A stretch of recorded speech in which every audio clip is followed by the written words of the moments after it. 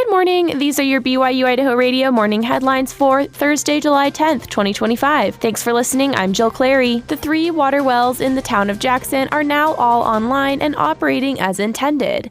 In a news release, the town thanks the community for their efforts in water conservation, as their efforts resulted in a 40% reduction in water use. This helped the town avoid imposing water restrictions as they worked on a mechanical issue and strain on the water system. The town of Jackson wants to use this opportunity to encourage the community to consider their impacts. Water isn't an endless resource, and the town wants to give you some tips on how you can be a part of your community's solution. Some things you can do to help mitigate your impact on water use is raise mowing blades up to 3 to 4 inches to improve water retention. Consider watering 4 days a week or only on odd or even days. Change to weather-based irrigation systems with sensors. Plant native plants that require less watering, and don't water on rainy days. A local man is accused of pulling a gun on a woman delivering an order from Walmart. 59-year-old Jeffrey Lee McCanch of Jefferson County is charged with 1 count of felony aggravated assault. EastIdahoNews.com reports that a Spanish-speaking woman was delivering an order from Walmart when McCanch confronted her, telling her to go back to Mexico.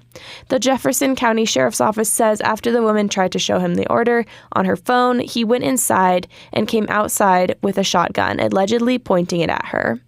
After that, the victim drove away to report what happened to the sheriff's office. Deputies then went to McCanch's house, where they learned he did tell her to go back to Mexico and did present his firearm, although McCanch says he did not point it at her. Deputies did confirm that McCanch's wife placed the Walmart delivery order. McCanch could serve up to 5 years in prison and face a fine of up to $5,000. Our hot and dry summer is not looking good for Idaho's water supply. Austin Pace has the story. After a promising start to the year, unusually hot and dry weather has severely affected Idaho's water supply outlook, which could lead to water shortages in the future. David Hokema, a hydrologist with the Idaho Department of Water Resources, sent out a news release describing the unusually warm and dry spring this June. From April to June, Idaho was recorded as being the 4th driest it's ever been, dating back to 1895.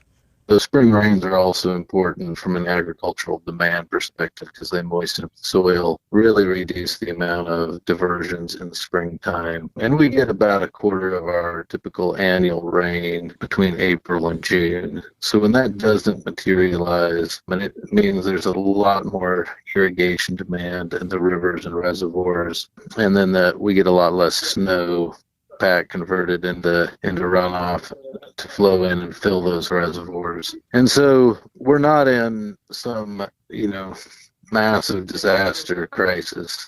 With the forecast looking dry, the Idaho Department of Water Resources wanted to warn water users to use water cautiously. But we're just trying to get the word out to those water users and water managers that it looks like we're not going to get that, abundant water supply we're expecting. And so things are going to get tight for the end of the year.